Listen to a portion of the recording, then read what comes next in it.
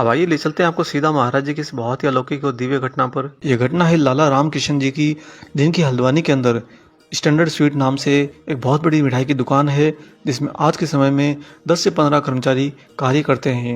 रामकिशन जी बताते हैं कि वह पहले अपने बड़े भाई की दुकान में, जिसका नाम नानक स्वीट हाउस है, उस दुकान पर एक बतौर नौकर की तरह काम करते थे। और उनके जो बड़े भाई थे, जिनकी वह दुकान थी, वह महाराज जी के ही भक्त थे और अक्सर बाबा के दर्शन के लिए कैंची मंदिर जाया करते थे।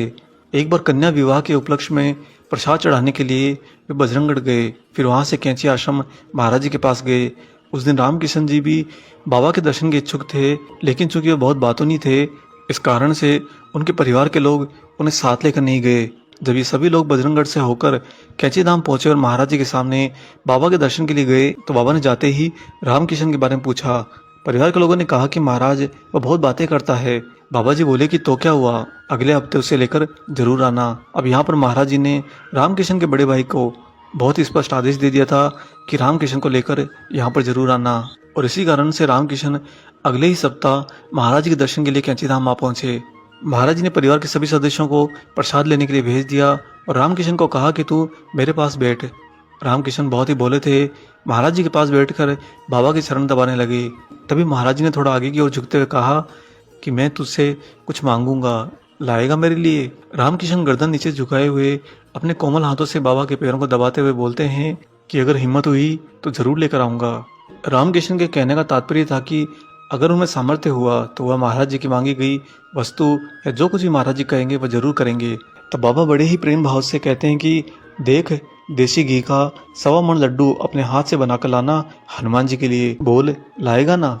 महाराज जी ने दोस्तों इतना प्रेम से कहा था कि रामकिशन जी ने मन ही मन सोचा, अरे ये क्या कह दिया बाबा आपने, मेरे पास तो 1.25 किलो आटा भी नहीं है अपना, तो मैं तो स्वयं अपने भाई की दुकान में एक नौकर की तरह काम करता हूँ। ये सारे के सारे विचार रामकिशन के मन में कौनने लगे। फिर भी उनके मुख से निकल गया कि अच्छा महाराज जी। तभी उनका बाकी का परिवार आ गया और सभी लोग हल्द्वानी लौट आए। हल्द्वानी लौट कर रामकिशन ने जैसे तैसे 2-3 हफ्तों में 1.25 मन लड्डू तैयार किए और महाराज जी के पास लेकर गए। लेकिन महाराज जी उस समय भीतर कमरे में चले गए और 15 मिनट के बाद ही बाहर आए। अब रामकिशन जी यहाँ पर कहते हैं कि पता नहीं महाराज जी ने अंदर क्या किया होगा, मुझे तो ऐसा लगा कि महाराज जी हनुमान जी से कुछ बात करके आए हैं। बाहर आने के बाद बाबा ने लड्डुओं का भोग लगवाकर रामकिशन के हाथ से ही सभी को वहां पर आश्रम में प्रसाद बंटवाया। रामकिशन आश्रम में आने वाले और वहां पर विद्वान सारे भक्तों को अपने हाथ से प्रसाद बांटने के बाद में महाराज जी के पास पहुंचे। जब वे बाबा के पास पहुंचे, उस समय भंडारे का काम चल रहा था, तो उनकी बड़ी इच्छा हुई कि क्यों न आश्रम में रहकर हाथ बटाया जाए। अतः उन्होंने बाबा को अपनी सेवा करने की इच्छा व्यक्त कर दी।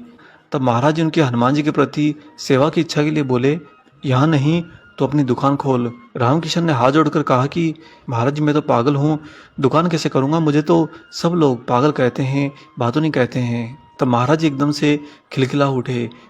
बाबा बिल्कुल एक बालक की तरह खिलखिलाते हुए कहते हैं कि देख, एक तू पागल है और एक मैं भी पागल हूँ, जा अपना काम शुरू कर ले। साथ ही महाराज ने गीता की पुस्तक उन्हें देकर कहा कि अपनी घरवाली को दे देना और कहना कि इसे पढ़ा करे। दोस्तों, उस मुलाकात के बाद में जो महाराज जी के दिए गए आदेश को पूरा किया भक्त ने 1.25 मण लड्डू अपने हाथों से बनाकर उसके बाद हनुमान जी स्वरूप महाराज जी ने उन पर ऐसी कृपा करी कि रामकिशन ने आकर अपनी दुकान शुरू करी स्टैंडर्ड स्वीट हाउस के नाम से। वे स्वयं ही बिल्कुल नहीं जानते कि उनके पास में इसके लिए साधन कहाँ कहाँ से आए, कैसे आए, लेकिन उन्होंने ये स्पष्ट रूप से देखा कि सब कुछ महाराज जी के आशीर्वाद से बिल्कुल ऐसे चल रहा था जैसे बाबा चला रहे हों, वह तो मात्र एक कठपुतली की तरह हों।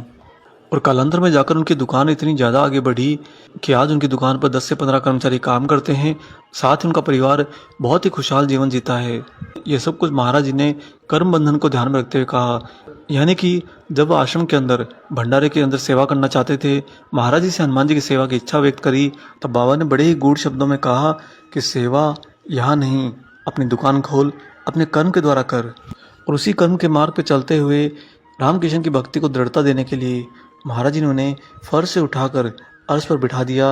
एक सदा से रहे नौकर को एक दुकान का मालिक बना दिया। दोस्तों, ये पूर्ण सत्य है कि महाराज जी महामाया देवी के बहुत प्रिय हैं।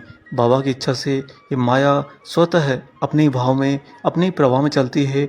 जहाँ महाराज जी की जैसी इच्छा हो, माया और प्रकृति दोनों मिलकर भौतिक जगत की रचना हूबहू वही करते हैं जो बाबा चाहते हैं। और इसके बदले में महाराज जी हम सभी भक्तों से आज के समय में कोई सवा मनी लड्डू नहीं चाहते, बल्कि बाबा तो कहते हैं कि अपना कर्म जो करो उसके केंद्र में सिर्फ और सिर्फ ईश्वर को रखो। जिस दिन आप अपनी कर्म दृष्टि को इस तरह से देखना स्वीकार कर लेंगे, उसी दिन से दोस्तों आप वास्तव में एक सत्य रूपी भक्ति के मार्ग पर चल पड़ेंगे और आपके कदम कदम पर आपके सारे कर्मों को महाराज जी दिशा देंगे और मार्गदर्शन देने के साथ साथ महाराज जी आपके कर्म को एक उचित फल में भी परिवर्तित करेंगे। इसीलिए अपने जीवन के सारे कर्मों को महाराज जी के श्री चरणों में अर्पित कर दीजिए।